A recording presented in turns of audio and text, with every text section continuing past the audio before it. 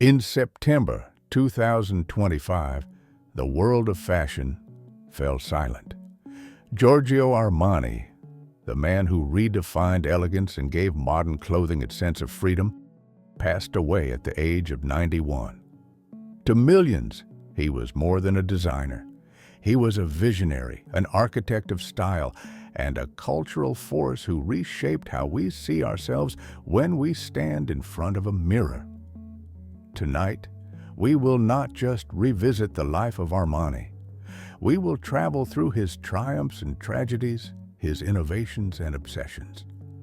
We will uncover stories rarely told, and even a few whispers that became legends within the fashion world. This is not simply a biography.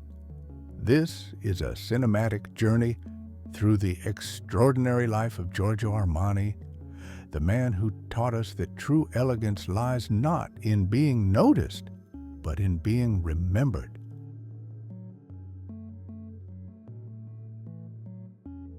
Giorgio Armani was born on July 11, 1934, in Piacenza, a small town in northern Italy. He grew up during some of the darkest years of his country's history. The shadow of World War II hung heavy over every family. Bombings, shortages, and fear shaped the childhood of young Giorgio, instilling in him both resilience and discipline. His father worked for a transport company while his mother maintained the household. Armani often described her as his first true inspiration. She was elegant, simple, never overdressed, but always refined. After the war, Italy was scarred but hopeful. Giorgio dreamed of becoming a doctor and studied medicine at university. For a time, he worked at a local pharmacy, learning about precision and care, two qualities that would later define his fashion designs. But there's a story often whispered among locals of Piacenza that even as a boy, Armani would cut pieces of old fabric and stitch them into crude garments for his siblings. No one realized then that those childhood improvisations were sketches of an empire to come. From war-torn streets to the sterile counters of a pharmacy, Armani's early years were a training ground, shaping the man who would one day transform fashion forever.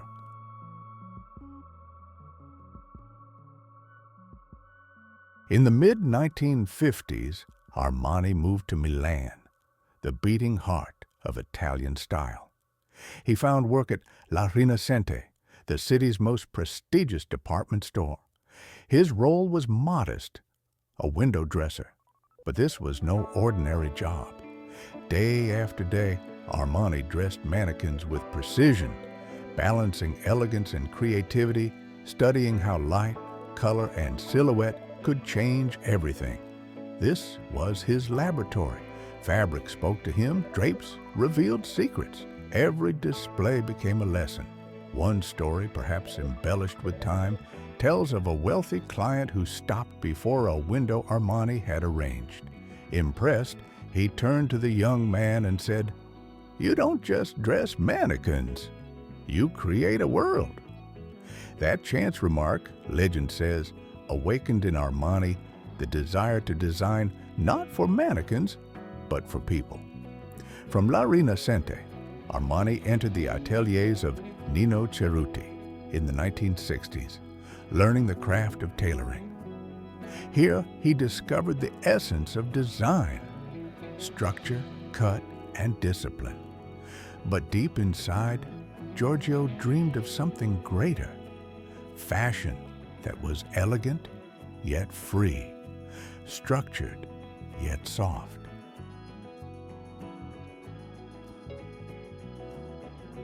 In 1975, Giorgio Armani and his partner, Sergio Galeotti, founded Giorgio Armani S.p.A. It was the birth of a revolution. Armani stripped away the stiffness of traditional suits. He softened the shoulders, loosened the fit, and introduced a relaxed elegance that mirrored the new spirit of the 1970s.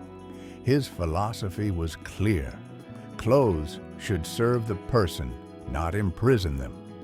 Armani once said, "I design for real people. I make clothing that is comfortable, that suits the individual, that will last."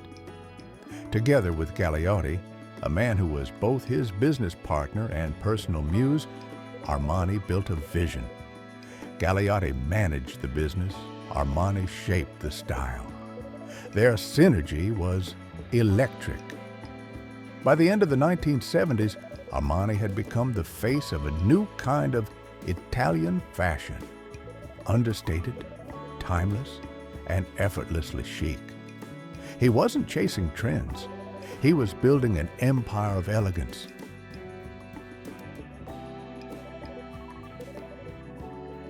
The turning point came in 1980 when Armani's designs leapt from the runway onto the silver screen. Richard Gere, in the film American Gigolo, wore Armani suits that seemed to glide with every movement. The effect was electric. Armani wasn't just dressing a character, he was dressing a new vision of masculinity. Almost overnight, Hollywood embraced Armani. Soon, his name was whispered in dressing rooms and demanded on red carpets. Michelle Pfeiffer, Jodie Foster, Julia Roberts, Leonardo DiCaprio.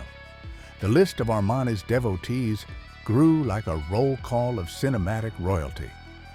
From Los Angeles to Paris, Armani's suits became a symbol of power, wealth, and allure. They weren't simply garments, they were statements. That style could be modern and sensual, elegant yet bold. Legend has it that Armani turned down several Hollywood projects before accepting American Gigolo. He wanted a role that would make a statement, one that would cement his place not just in fashion, but in culture. And he was right. After Gere, Armani became the go-to designer for film stars, ushering in an era where fashion and cinema were forever intertwined. By the mid-1980s, Giorgio Armani wasn't just a designer, he was an international icon.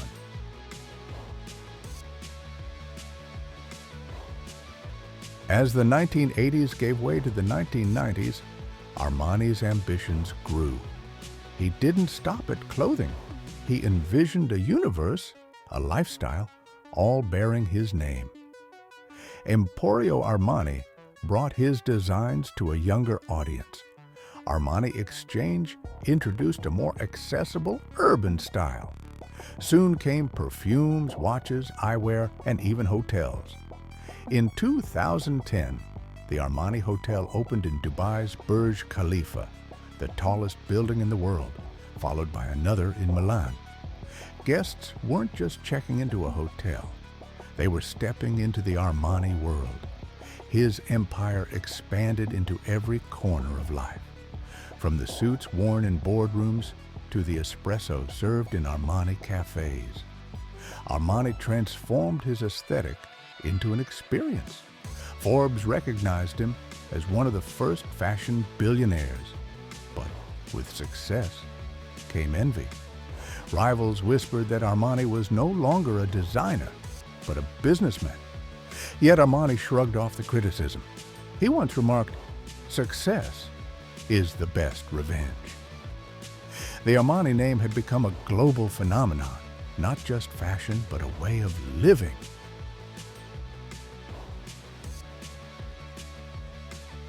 Despite his fame, Giorgio Armani remained a deeply private man. Disciplined, orderly, even austere, he avoided the scandal-filled lifestyle of many fashion icons. Instead, he cultivated a life of focus, work, and precision. He never married, but shared a profound partnership with Sergio Galeotti until Galeotti's untimely death in 1985. The loss devastated Armani, yet he poured his grief into work, expanding the empire they had dreamed of together.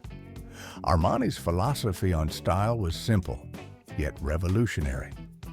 Elegance is not about being noticed, It's about being remembered. There are tales of his perfectionism. Some say he once canceled an entire collection just days before a show, furious that a single stitch was out of place. Whether fact or myth, such stories only added to his legend.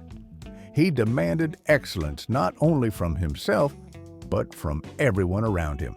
And yet, those who knew him spoke of his generosity, his quiet kindness, and his relentless drive to protect the independence of his vision.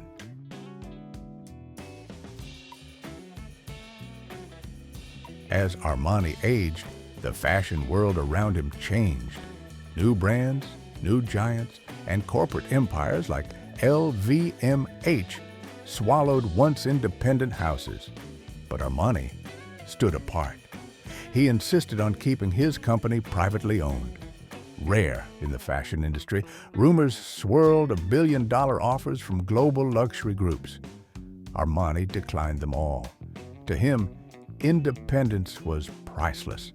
Health scares and rumors of retirement made headlines, but Armani always returned to the runway. His discipline was unshakable. Even in his late 80s, he worked daily, sketching, overseeing collections, mentoring the next generation of talent within his house.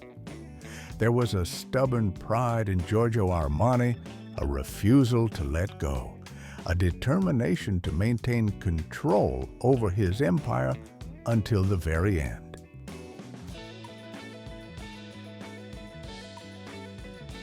On September 4th, 2025, Giorgio Armani passed away at the age of 91. The news reverberated across Milan, across Italy, across the world. Thousands gathered outside the Armani headquarters in Milan to pay silent tribute. Designers, actors, musicians, from Donatella Versace to Julia Roberts, called him a giant, a genius, a man who reshaped not just fashion, but culture itself.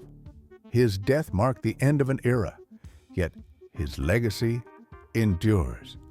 Armani liberated men from stiff, rigid suits. He gave women clothes that were powerful yet graceful.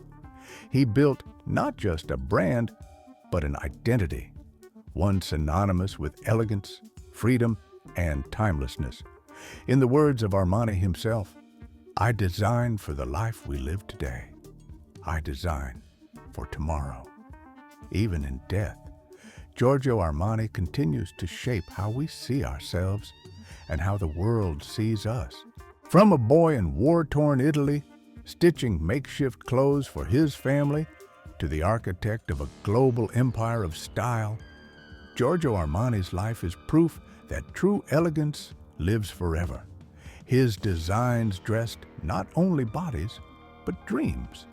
His philosophy shaped not just fashion, but the way we carry ourselves through life. And though he is gone, his legacy will remain stitched into the fabric of culture for generations to come. This has been Bio Vault. Thank you for watching. If you enjoyed this journey, remember to like, share, and subscribe for more stories of the icons who shaped our world.